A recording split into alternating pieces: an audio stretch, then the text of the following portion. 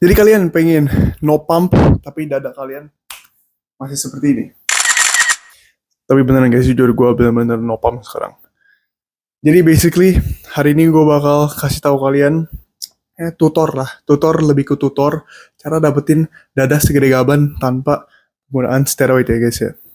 Jadi pertama-tama sebelum kita mulai videonya, bakal ada 3 part yang bakal kita bicarakan hari ini bersama gue.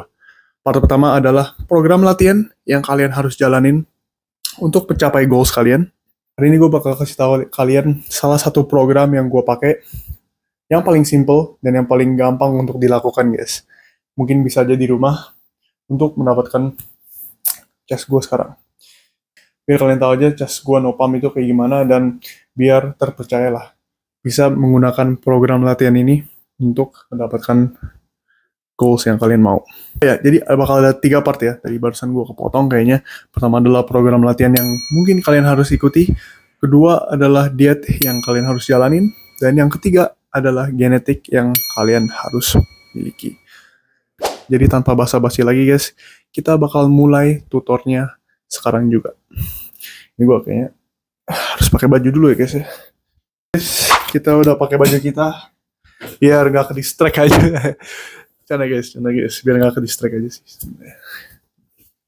Enggak lah, bukan gak ke distract guys, biar gua gak masuk angin. Karena ini kamar gue bener dingin banget, bisa masuk angin gua kalau gak pakai baju. Star mic juga, biar lebih jelas penjelasan gue. Jadi program latihan yang gue anjurin buat kalian itu namanya GVT. Ini salah satu program yang paling efektif menurut gue untuk mendapatkan chest yang gede. GVT itu stands for German Volume Training. German Volume Training itu biasanya dilakuin 10 set kali 10 rep ya. Tapi versi gue itu GVT lebih brutal. Nah, GVT lebih brutal apa? Maksud gue biasanya kan 10 kilo 10 rep untuk exercise tertentu. Dan pastinya exercise-nya itu ya bench press. Bench press itu menurut gue yang paling efektif untuk mendapatkan chest yang besar. Nah, biasanya bench press GVT itu 10 set 10 rep.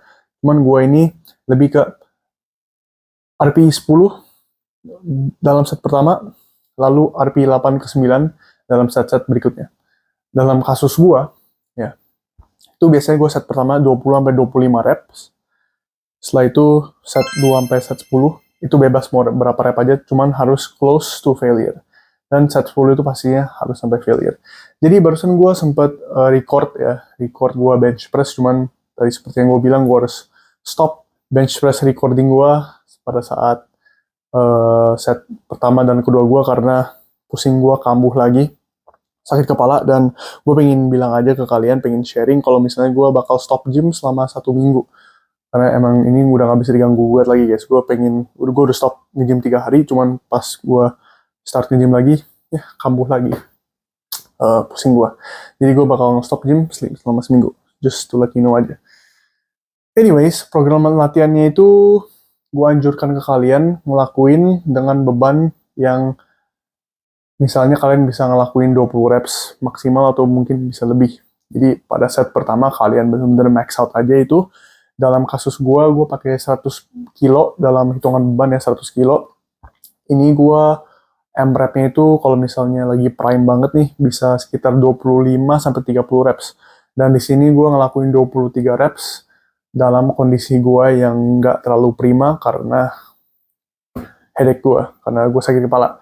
Jadi di sini gue dapat 23 reps. Mungkin kalian bisa menggunakan beban yang berbeda ya, nggak apa-apa, aman. Jadi basically GVT ini lebih mengarah kepada volume kalian ya. Jadi bener-bener nggak ngandelin strength sama kali. Kali ini kita nggak bakal ngandelin strength sama sekali karena lebih ke volume. Volume kita banyak-banyakin banget, tapi tidak dengan menggunakan beban yang ringan juga. Jadi misalnya one rep max kalian itu sekitar 180 kilo lah kayak gue. Kalian tinggal kalkulasiin 55% sampai 60%. Jadi dalam kasus itu 55% atau 60% dari 180 kilo itu 100 kilo. Jadi gue pakai 100 kilo untuk beban program kali ini. Beban program kali ini tuh nggak gampang guys. Jadi ini lebih brutal jauh daripada GVT. GVT itu udah terhitung lumayan brutal, tapi ini lebih brutal lagi karena rest time kalian juga terhitung. Jadi kalian nggak boleh nge-rest terlalu lama. Maksimal banget itu 3 menit. Jadi kalian benar-benar harus menyelesaikan workout ini itu selama 30-40 menit. Itu kalau misalnya versi brutal banget guys. Tapi kalau misalnya kalian baru mulai aja, itu 1 jam, 1 jam setengah itu juga nggak apa-apa. Yang penting 10 set udah kelar sampai kalian RPE 8-9 setiap setnya. Dan set pertama harus selalu sampai failure. Nah, untuk warm up-nya kalian cukup menggunakan dynamic warm up aja kayak gini. Kayak yang gue lakuin di video ini, itu cukup. Terus warm up-nya tuh lebih ke bar aja. Habis barnya lu warm up-in, tinggal tambah 20 sampai beban yang lu dapetin. Biasanya gue warm up 3 kali. Oke, jadi program latihan kita udah gue bahas. Jadi part 1 udah clear guys. Jadi kita bakal bahas ke part nomor 2 ya guys ya. Jadi part nomor 2 itu kita lebih ke santai-santaian aja sih. Program diet yang harus kalian lakuin. Sebenarnya setiap orang itu starting point-nya bakal beda ya. Kalau misalnya kalian mau dada yang besar, kalau misalnya kalian mulai dari kurus, itu program dietnya itu pasti berbeda dengan yang dimulai dari kalau mereka udah gede badannya, udah ya lebih ke berlemak lah. Dan pastinya berbeda juga yang untuk orang-orang yang udah punya experience nge-gym 2 tahun. Nah, tapi untuk memiliki dada yang berdefinisi dan besar, ya, itu kalian harus melalui 2 stage diet. Pertama itu pastinya bulking dulu. Bulking bisa lebih ke dirty bulking. Tapi dirty bulking itu tidak dianjurkan, makanya gue saranin kalian untuk melakukan lean bulking aja. Habis lu lean bulking, lu cutting. Ya. Jadi kalau misalnya kalian, gue bakal lebih ke simple aja ya. Lebih ke simple, jelas, dan padat. Kalau misalnya kalian mulai dari kurus, ya setidaknya gain 20 kilo dulu, baru cutting. Kalau misalnya kalian gendut, itu kalian cukup body recomposition aja.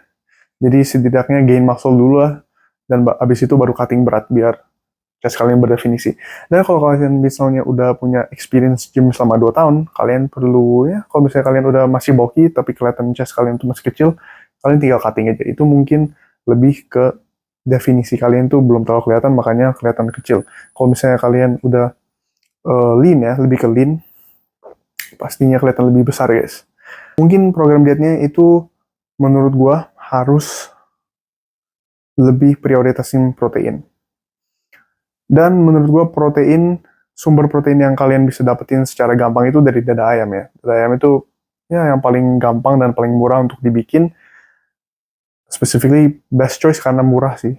Dan kalian bisa menghemat daripada makan steak, salmon gitu. Ya, tentunya mereka lebih enjoyable, tapi steak itu lebih enjoyable untuk dompet kalian. Kita bakal move on aja ke part nomor 3, genetik. Ada banyak orang seperti ini, this guy. Ini orang beratnya tuh 90 kilo. Otot berdefinisi otot tajam, tapi chestnya kecil guys. Dan yang satunya lagi di sini, itu beratnya dia sama sama yang kayak gini, otot definisi tajam, semuanya tajam, tapi chestnya tuh jauh lebih gede daripada yang kanan. Kenapa? Karena genetik chest mereka itu berbeda guys. Program latihan mereka itu gue percaya mirip-mirip, akan tetapi chest mereka itu sangatlah signifikan bedanya. Kenapa? Simple answer itu genetiknya mereka beda. Jadi kalau misalnya kalian ya memiliki genetik chest yang dari kecilnya udah berdefinisi lah, udah kayak bulat gitu, itu kalian pasti bisa dapetin chest yang segede gaban. Ya, cara dapetin segede gaban itu ya harus genetik yang gedenya segaban juga gitu. Gak bisa kalau genetik chest kalian itu emang tipis dari dulu, meskipun kalian BB-nya udah tinggi tapi chestnya tipis, itu kemungkinan besar chest kalian itu nggak bakal segede yang kalian inginkan ya. Badan kalian itu didetermine oleh genetik kalian, ditentukan oleh genetik kalian. Gue punya contoh lain juga nih guys. Ini sama ini. Mungkin kalian pernah, kalau misalnya kalian udah nge-gym dari lama ya, mungkin udah pernah nonton video yang mirip-mirip seperti ini. Genetik chest itu bentuknya beda-beda. Kalau misalnya kalian chestnya kayak gini, bentuknya nggak bisa kalian ubah seperti kayak gini atau kayak gua, ataupun orang lain yang mungkin memiliki chest yang jauh lebih besar dan lebih bagus daripada gua. Itu kalian nggak bisa ubah gitu, karena emang bentukan otot lu tuh kayak gitu, jadi nggak bisa diubah seenak jidat gitu ya. Tapi saran gua itu yang paling penting itu kalian coba dulu lah. Coba be the best version of yourself, jangan nyerah meskipun genetik kalian itu tidak menentu, meskipun genetik kalian itu tidak sesuai apa yang kalian inginkan. Itu menurut gua kalian lanjutin aja, work as hard as possible ya. Kalaupun ada setbacks, kalian jangan patah semangat. Jangan pernah patah semangat. Itu sih yang bisa gua tutorin ke kalian hari ini. Nanti next kalau misalnya kepala gua udah nggak pusing lagi, pastinya ya guys ya, bakal posting full workout program gua, latihan gua chest latihan gua, itu gua bakal bikin untuk kalian biar kalian lebih jelas lagi lah, lebih ngerti tentang bagaimana kalian harus meneruskan program ini. Di sini gua ngapain lagi guys ya?